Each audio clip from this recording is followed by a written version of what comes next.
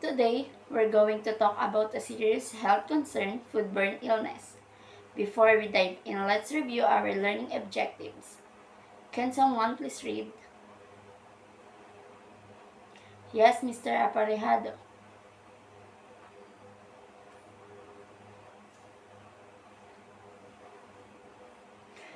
Thank you, Mr. Aparejado. So by the end of this lesson, we should be able to define food safety and foodborne illness, identify different types of foodborne illness and their causes, discuss proper food handling practices, and understand the importance of food safety in food preparation and service.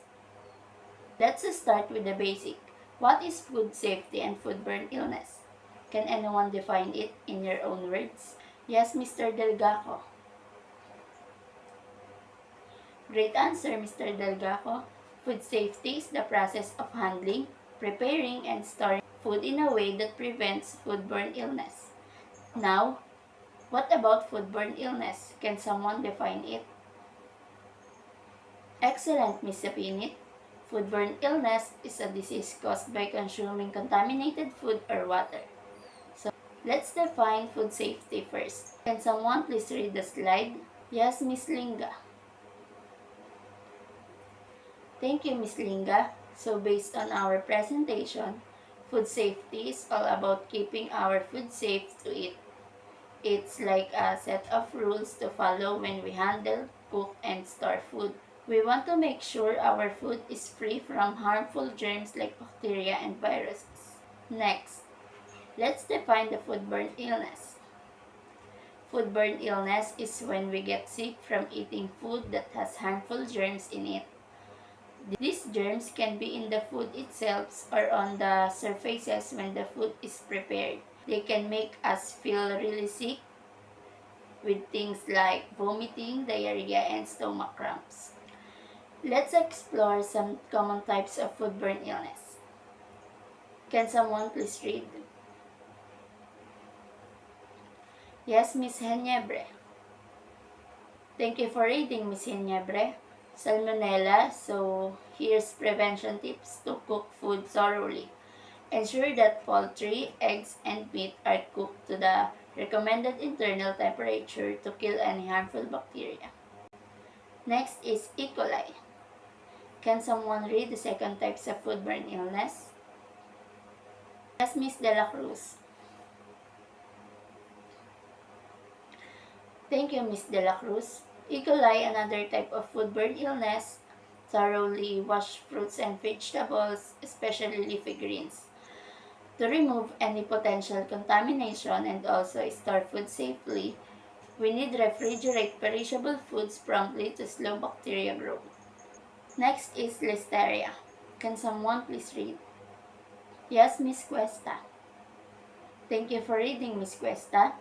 Listeria is a foodborne illness. It can be found in ready-to-eat foods like deli meats, soft cheeses, store deli meats, soft cheeses, and other perishable foods in the refrigerator below 40 degrees Fahrenheit and 4 degrees Celsius. Our second to the last common types of foodborne illness is norovirus. Do you have any insights about norovirus? Okay, please read first before I explain it to you. Yes, Miss Molo. Thank you for reading, Miss Molo. Norovirus is a highly contagious virus, often referred to as the winter vomiting bug. It can spread through contaminated food, water, or person-to-person contact. Symptoms of norovirus infection include vomiting, diarrhea, and stomach cramps. To prevent this virus, we need to wash our hands with soap and water, especially after using the bathroom, changing diapers, and before preparing or eating food. Clean and disinfect contaminated surfaces, such as countertops, doorknobs, and toilets, and also avoid close contact with infected with norovirus. Last is Campylobacter. Can someone please read? Yes, Mr. Belda.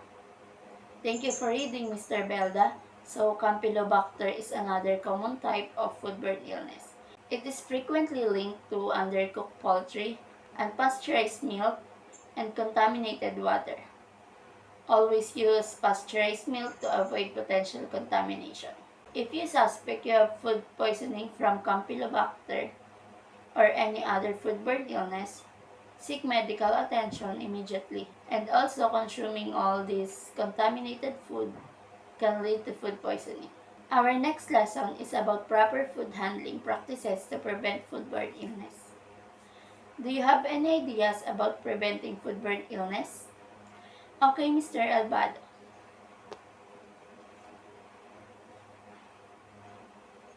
Very good, Mr. Albado. So here's the proper food handling practices to prevent foodborne illness. Can someone please read? Yes, Mr. Glego, please stand up. The phrase clean, separate, cook, chill is a simple and effective way to remember the key principles of food safety. Clean. Wash hands thoroughly with soap and water before and after handling food. Clean and sanitize all surfaces, utensils, and cutting boards that come into contact with the food. Wash fruits and vegetables thoroughly under running water, evenly if you plan to peel them. Separate. Keep raw and cooked food separate to prevent cross-contamination. Use separate cutting boards and utensils for raw meat, poultry, and seafood. Store raw meat, poultry, and seafood on the bottom shelf of the refrigerator to prevent juices from dripping onto other foods. Cook food to the proper internal temperature to kill harmful bacteria. Use a food thermometer to check the temperature of meat, poultry, and seafood. Reheat leftover to a temperature of 165 degree Fahrenheit or 74 degrees Celsius or higher. Chill. Refrigerate perishable foods promptly, ideally within 2 hours of cooking or purchasing. Store leftover in shallow containers to speed cooling. Store frozen foods safely in the refrigerator or microwave. So by the following these simple guidelines, you can significantly reduce your risk of foodborne illness and enjoy safe and delicious meals. For our last topic, let's talk about the importance of food safety in food preparation and service. Can someone please read? Yes, Miss Indayan. Thank you, Miss Indayan. Public health is prioritizing food safety protects the health of consumers by preventing foodborne illness. By following proper food handling and preparation practices, business can significantly reduce the risk of outbreaks. Number 2, business reputation. A strong reputation for food safety is essential for any food business. Customers are more likely to choose business that prioritize food safety, leading to increased customers' loyalty and positive word of mouth. Customer satisfaction. Food safety directly impacts customer satisfaction. Serving safe and high-quality food ensures that customers have a positive dining experience, leading to repeat business and positive reviews. Lastly, legal compliance. Food safety regulations are in a place to protect public health. By adhering to these regulations, business can avoid legal issues, fines, and potential closure. In summary, prioritizing food safety is not only a moral obligation but also a strategic business decision. It protects public health, enhances a business reputation, ensures customer satisfaction, and ensures compliance with legal requirements. Thank you so much for your actively participation for today's lesson.